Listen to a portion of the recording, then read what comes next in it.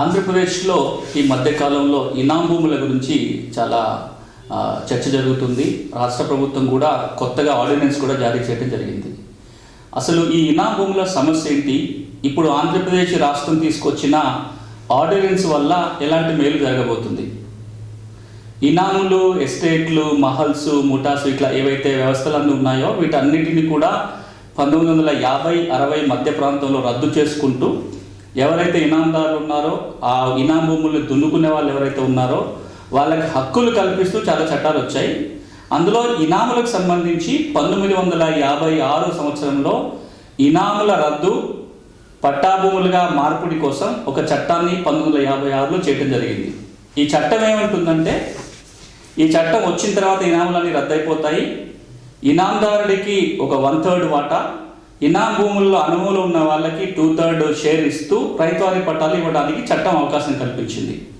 ఇనాందారుడికి, ఇనాం భూములు సాగు చేసుకుంటున్న శాశ్వత కౌలుదారుడికి, ఆ రోజుకు చట్టం ప్రకటించిన 48లో ఆ తేదీ నాటికి ఎవరైతే కౌలు చేసుకుంటున్నారో వాళ్ళకి, ఇలా రకరకాల ఆలోచి కొనుక్కున్న వాళ్ళకి, వీళ్ళందరికీ కూడా ఇనాములు రద్దయిపోయి ఆ భూములకి రైతువారీ పట్టా జారీ చేసే అవకాశం చట్టం కల్పించింది. 1956 నుంచి కూడా చాలా రకాల ఇనాం భూములకి రైతువారీ పట్టాలు జారీ చేస్తూ వస్తున్నారు. కానీ 2013 వచ్చే నాటికి సుప్రీంకోర్టు, ఆంధ్రప్రదేశ్ హైకోర్టు ఇచ్చిన తీర్పుల నేపథ్యంలో ఒక కీలకమైన సవరణ చట్టం తీసుకురావడం జరిగింది. ఈ సవరణ చట్టం 26 సెప్టెంబర్ 2013 నాటి నుంచి అమల్లోకి వచ్చింది. ఈ సవరణ చట్టం వల్ల ఏం జరిగింది అంటే, 1956 నుంచి 2013 వరకు సర్వీస్ ఇనాములకు ఇచ్చిన రైతువారీ పట్టాలన్నీ కూడా చెల్లుబాటు కాకుండా పోయాయి. సర్వీస్ ఇనాం అంటే ఏదైనా సేవలు చేయడం కోసం ఇచ్చిన ఇనాములు, అది దేవుడికి సేవ చేసే వాళ్ళకి కావచ్చు, పూజారులకు కావచ్చు, గ్రామంలో వివిధ సేవలు అందించే వాళ్ళకి కావచ్చు, ఈ సర్వీస్ ఇనాములు అంటాం. సర్వీసు చేయడం కోసం ఇచ్చిన ఇనాములు, ఇలాంటి ఇనాం భూములకు కూడా రైతువారీ పట్టాలు జారీ చేశారు. కానీ సుప్రీంకోర్టు, హైకోర్టు పలు సందర్భాల్లో ఏం పేర్కొంది అంటే, ఈ సర్వీస్ ఇనాములు ఏవైతే ఉన్నాయో సర్వీసు చేయడం కోసం ఇచ్చినవి, ఇలాంటి ఇనాములకి రైతువారీ పట్టాలు ఇవ్వకూడదు. రెండవది, ఏదైతే సర్వీస్ ఇనాములు ఉన్నాయో వారు సర్వీస్ చేసినంత కాలమే ఆ భూమిని అనుభవించే హక్కు ఉంటుంది. ఎప్పుడైతే వారు సర్వీస్ చేయరో వాళ్ళని ఆ భూమి నుంచి తొలగించాలి అని కోర్టు తీర్పులు. ఈ తీర్పు నేపథ్యంలో వచ్చిన సవరణ చట్టం ఏం చెప్పింది అంటే, 2013లో వచ్చిన ఈ సవరణ చట్టం మేరకు 1, సర్వీస్ ఇనాములకు రైతువారీ పట్టాలు ఇవ్వకూడదు. 2, ఇప్పటికే ఈ సర్వీస్ ఇనాములకు ఏవైతే రైతువారీ పట్టాలు జారీ చేయబడ్డాయో అవన్నీ చెల్లుబాటు కాకుండా పోతాయి.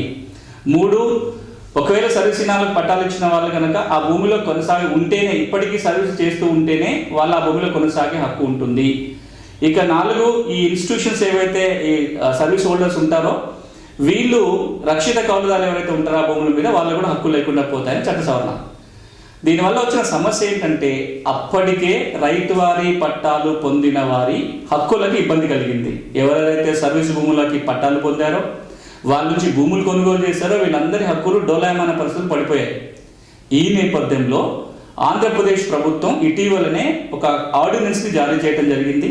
ఈ ఆర్డినెన్స్కి రాష్ట్రపతి ఆమోద ముద్ర వేశారు. ఈ ఆర్డినెన్స్ ఏం చెప్తుంది అంటే, 2013లో వచ్చిన చట్ట సవరణ ఏవైతే ఉంటుందో ఇది 2013 నుంచే వర్తిస్తుంది, అంతకుముందు వాటికి వర్తించదు అని ఈ ఆర్డినెన్స్ ఒకటే ఒక మాటలో.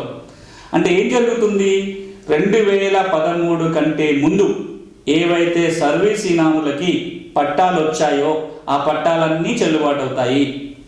1.